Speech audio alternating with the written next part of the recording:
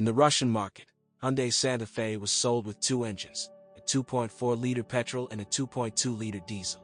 Both motors are very reliable, and their popularity is about the same, but it depends heavily on the region. In both capitals and the western part of the country, an economical and high-torque diesel is preferred, but the farther to the north and east, the more popular is a comfortable and warm gasoline engine. Diesel power is 197 horsepower. Its index is D4 HP. It is a chain, 16-valve, equipped with a turbine and a direct fuel injection system. The diesel has two main problems, and both are related to the fuel supply system. By about 150 to 200,000 mileage, parts of a high-pressure multi-plunger pump begin to wear out. Its peculiarity is that the rotating parts are made of a harder alloy than the body, and over time, the fixed parts begin to wear out intensively. It is difficult to say unequivocally what it depends on, whether it is the increased ash content of low-quality fuel or the wrong additives, but the fact remains, about every fifth car that comes to the service with a burning check engine gets to replace the high-pressure fuel pump. This pleasure is expensive. Together with the work, a malfunction will cost at least 50,000 rubles, and the nozzles also suffer, because the chips clog them too. Moreover, it is pointless to change the plunger pair. It's not just about her. Nozzles are the next most expensive but not the most common problem. They are piezoelectric, very fast and accurate, but will not tolerate dirty fuel. Even if everything is in order with the high-pressure fuel pump, you can get to replace the injectors using the services of unscrupulous tankers. Each costs about 30,000 for OEMs and about 15,000 for packers. Such injectors are not subject to repair. The timing drive is very reliable and, on most diesel cars sold on the secondary market, it is just about to be replaced.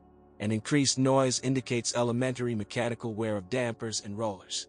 The kit is inexpensive. You can find it for 12,000 rubles. Rarely, but it happens that it pierces the head gasket. The cost of repairs is extremely individual, but you should not count on less than 30,000 rubles. If you have to change the head, then 130,000 rubles will be asked for the original assembly. The turbine regularly nurses its resource of 250,000 kilometers only for those owners who are in no hurry to turn off the engine after high speeds and did not press the pedal to the floor on a cold engine. If you save on oil, then you should prepare at least 25,000 rubles for a rebuilt turbocharger. More often the rod turns sour, turning the turbine stator blades.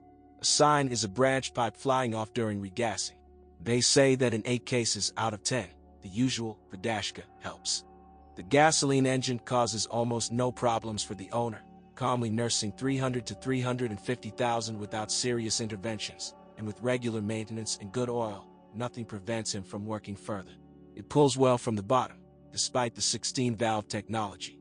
This engine was put on a lot of Hyundai and Kia cars, including the main donor of the platform, the Sonata sedan. Some headaches can be caused by ignition coil failures. It is clear that this happens at the most inopportune moment and more often with parts bought anywhere. The original ones go for a long time, but do not like water, so puddles must be driven carefully.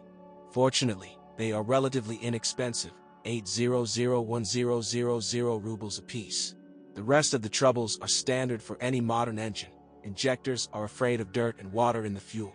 The throttle assembly is afraid of slag from the ventilation system. Attachments are afraid of stretched belts, and the fuel tank is afraid of transfer pump failure. In short, a good, reliable motor. The condition of the chassis and suspension of any crossover is 3/4 dependent on driving style and 1/4 on the quality of service and design features. A frequent problem of all modern cars on our roads, the rapid wear of bushings and stabilizer struts, is also typical of Santa Fe. The cost of parts and their replacement is low. The front suspension is McPherson strut. Knocks of thrust bearings of 3,000 rubles each and ball bearings can appear in it, which can be pressed out in specialized services and changed separately from the levers for 6,000. Rubber metal lever blocks are very massive, especially the front, and they go for a long time. The characteristic problem of the second-generation Santa Fe, a knocking steering rack and frequent failure of the right tip in the third generation, was corrected, and if a problem occurs, it means that the boot is torn or there is a power steering fluid leak. Both are easy to avoid if you do not skip scheduled maintenance. The most costly problem of the front suspension is premature wear of the wheel bearing, which changes with the hub assembly. By the way, just like the rear one, but this happens extremely rarely there. The hub is expensive. You need to change two at once. and to replace it you will have to disassemble the entire suspension. As a result, your budget will lose $20,000. And the reason may be careless driving on bad roads, too deep puddles, and neglect of washing after muddy routes. In the rear suspension, the stabilizers of 600 rubles each are also the first to die, then the shock absorbers of 3,500 each, and, most importantly, the bolts that regulate the camber and with which the lower levers are attached tightly turn sour. On cars with automatic transmission, and most of them, the parking brake, which works separately from the main brake system, corrodes and loses its mobility. They should certainly be used, not limited to the parking mode. Both suspensions are mounted on a subframe, which increases the strength of these units and reduces vibration noise transmitted to the body from the road surface. Hyundai Santa Fe is equipped with two types of transmission, a 6-speed manual and a 6-speed automatic. If you take a diesel and have a choice, look for an automatic. The main problem of mechanics is the dual-mass flywheel on machines with the diesel engine. It can fail suddenly, however. Up to 100,000 mileage this rarely happens. The jerky driving style contributes most to the breakdown. Owners who have not encountered the problem before are speechless when they find out that clutch replacement can cost more than $1,500, despite the basket and disc alone costing about 20,000 rubles. If you look for a non-original flywheel, then in any case you will have to pay more than 30,000 rubles for it. Of course, you can replace the flywheel with a single-mass one, which will reduce the cost of repairs by about a quarter, but then the clutch will live no more than 80,000 kilometers. By the way, the clutch slave cylinder is also not cheap. An automatic transmission in our conditions only requires more frequent oil and filter changes. In extreme cases, you can get to replace the valve block, which in the original version costs about 50,000 rubles. The indication for replacement is slippage in the box during acceleration, when the gas is on the floor and the car accelerates poorly. More serious breakdowns are quite rare, and if you remember that we have harsh operating conditions everywhere and do not skimp on oil with the filter, then you should not be afraid of high costs. The same can be said about the all-wheel drive system. True, here, unfortunately, there is one extremely unpleasant problem. As you know, Santa Fe uses automatic all-wheel drive with the rear axle connected using an electric clutch. A simple and understandable scheme, but it has several weaknesses. The simplest in terms of repair is a broken bearing and a leaky rear differential housing support. They are inexpensive and easy to change. Worse when the clutch starts to leak. Whatever they say in advertising, it works in two modes, on and off. And this means that a sharp gas in a turn can lead to shock connection of the rear axle. The blow, in turn, leads to damage to the rubber bearings of the crankcase, and to wear of the clutch, and, finally, to cutting the splines on the power takeoff shaft. If this happens, the car will remain front-wheel drive even if the 4WD light is on. Off-road, the traction control system goes crazy from this.